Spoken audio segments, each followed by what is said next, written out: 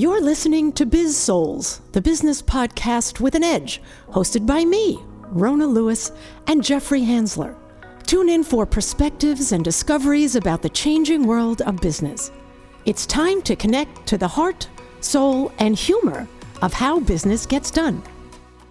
Hi-ho, kids, and welcome to Biz-Souls. I'm Rona Lewis. I'm Jeffrey Hansler, and we get to the heart and soul of business and the people that make it happen. And today, we're talking about Rona's happenings and what she did. And shout out to Nebraska HR. I just got back from the annual state convention for SHRM, and I was doing a workshop there, and I'm proud to say quite a popular workshop. There were, I think, about 600 people there, and they have these concurrent workshops. Right. And so you were a concurrent. I was a concurrent, and between online and in person, I had somewhere between 165 and 170 people. So you had a big chunk of them. I had a big chunk of them, yeah. Did they have to bring chairs in? They brought like 20 extra chairs. It was a tight squeeze. It was packed?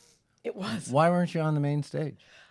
Because this was my first time, and I actually, my friend Jeff Harry, shout out to Jeff, he was the MC, and he did the keynote at 8 o'clock. Oh, did you do a good job? In the morning. I looked at his live. No, I was home already. I just did an in and out, and I watched, and I think I had more people than he did. Well, you might have had more people. Because it's 8 o'clock in the morning. Did he do well? He always does well. Yeah, He's a fantastic. All right. He's really good. So shout out to him. And it was really fascinating. I talked about my title was Playing with Change Management, and I am finding that HR people are really having a lot of issues with change in terms of how the people are reacting to it. Well, by nature, I've always found, so I rarely go through HR when I'm working with a company. It's usually I'm going through either sales, business development, or I'm working with the C-suite.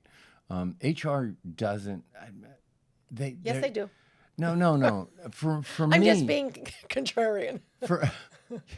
For me, HR isn't really responsive because they like things the same. So they must be really struggling with all the change going on. Yeah. I mean, they're in the thick of it, right? And they've got to be saying, "This isn't Kansas anymore." Well, no, it's not Kansas. It's Nebraska. So the thing is, HR's responsibilities have changed so much in the last 10, 15 years. They're not just hiring and doing paperwork. They're really the backbone of an organization because they have their hands in so much of keeping employees engaged and not leaving and keeping the entire culture and the entire organization productive. Well, and just to link our last little short podcast and this one. Last week, go listen to it. Yeah. So, the problem is L&D doesn't get a lot of respect, and so our point on that one was, look, if the leaders in L&D don't respect L&D and walk the walk that they want other organizations are, they shouldn't expect respect from any other department. And in this case, HR is still hurting from their habits from earlier than 15 years ago, where they were more of a problem, and departments didn't want to bring them in. Yeah. And what's really important now is that they give HR a break, and more departments should bring HR into their planning and their strategic planning. And this includes everybody from operations to sales to HR are like, they're like rovers. It's good for them to see an overview of what's going on in the entire organization. Well, and the HR individuals, you're going to need a lot of skills on this.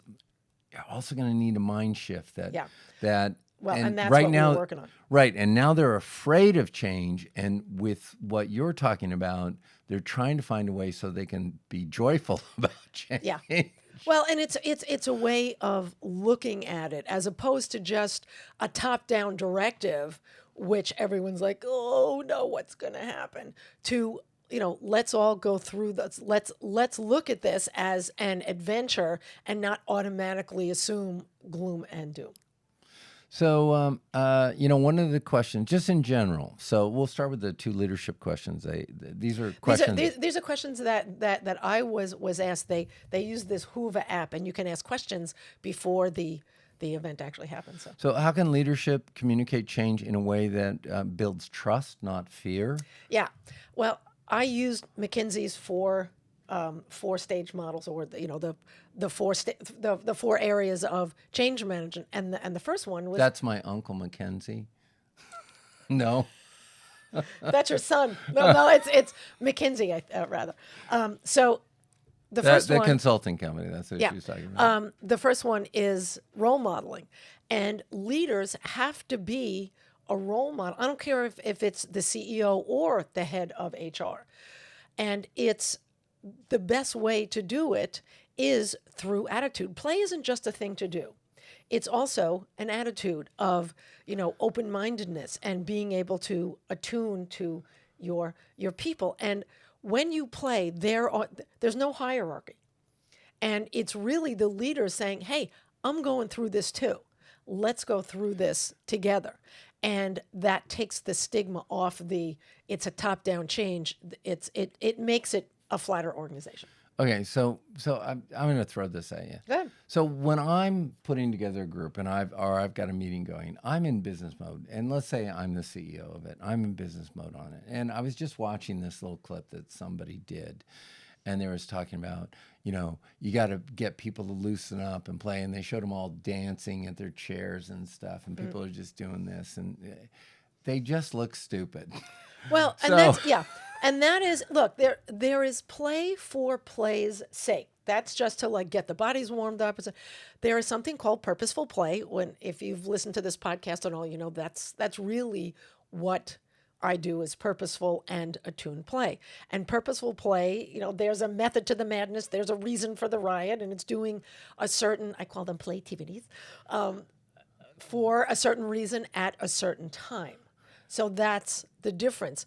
You have to be able to connect what the activity is to what's happening, what the skill sets are, things like that. And the beauty of purposeful play is that it allows you to learn a skill in a low stakes environment where it doesn't count.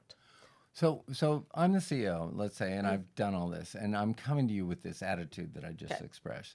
How are you going to help me get into the mood to help lead the crowd there? Well, I have to find your pain point, and then I'm gonna, sometimes what you think the issue is not really what the issue is. So you have to find out from the horse's mouth, going to the employees and asking, what makes your day hard. And you had some senior HR people come up and talk with you before the program, and they were trying to get in sync with the program because they had people there. And, that behavior that they do where the executives and the top people and the CEOs come up and talk to you before a program or get involved with that's one of the ways to create trust and avoid fear is that they give time to you to discuss with you and get on the same page. And and they ask me, it's like, well, how do I pitch this to them if they don't, if they don't necessarily understand it or believe it? And I would say at least 2/3 of the people in my audience really didn't know anything about purposeful play, and that's of course I was proselytizing a little bit, and what I told them and I'm paraphrasing is you get buy-in by explaining about the making mistakes, the skill sets that they learn, and then ask for a beta test. Look, let me try this a couple of times with, and if it doesn't work, we won't do it. If it does, let's do a 3-month thing. Let's do a 6-month thing. So they're not like an all or nothing. And Rona has much more patience than me. The reason I don't deal with HR is they have such a difficult time. They're so fearful of stepping outside the box. They're so fearful of being attached to something that may or may not go well that they just will not promote it. They don't. And HR, if you're not committed to trying something fully and willing to risk everything for it, Which is the exec C-suite isn't going to buy it. Yeah. So you can't phone this stuff in, and people have like a circle of comfort. I have my job. I'm doing it. We have enough. It's satisfactory. And if you want to really stand out, you have to step out of that circle of comfort. Yeah. And take a risk. And if you've never done anything play-wise, and they've done like basic things, and they do game spaghetti, throw a bunch of games against a wall, hoping something will stick without knowing the nuances of what will really work. Yeah. And so maybe, and this is me not quite, I'm so glad you're doing these things for the HR groups and stuff, because they need to learn it. And they're coming along. Still, to the executive and the C-suites in there, you guys are going to have to be the ones, or guys, gals, are going to have to be the ones that are going to have to make the move and introduce play to your HR group. And I've never had, whether I've worked at them or I've mentored the HR people, I've never had someone come back and say they hated purposeful play. They hated the active. No, because it's fun. It helps with connection, whether people are in person or virtual. There are ways you can do it with things that are asynchronous or online. So there's a lot you can do. Rona used to bring me along as a pet, but they hated me. So anyway, that's the only thing they've ever hated about because it was a comparison thing. So it's like, oh, she must be really good because we like her. Exactly. All right. Let's put a fork in this. Okay. So you're enjoying it way too much. I did. So I want to thank the Nebraska SHRM HR people. It was an awesome event, and I'm glad I could introduce play in a way that makes sense, and hopefully will work for them. Exactly. Next up, Association of Association Executives. There you go. All right. All right. That's it for us. I'm Rona Lewis. I'm Jeffrey Hansler. Oh, by the way, hit that like, subscribe. It helps our channel a lot. So please help us. Yeah. Exactly. All right. So we are done for today. We'll see you next week. This has been Biz-Souls. We're actually not done. We have 2 more to do. Well, I just meant for today. Semantics. Right. I know. We'll see you next week. Bye. Cut. Get out. We love you. Get out. You've been listening to the Biz-Souls podcast with your hosts Rona Lewis and Jeffrey Hansler. Did you have fun? Subscribe, rate, and leave a review. It's very much appreciated. Talk to you next week.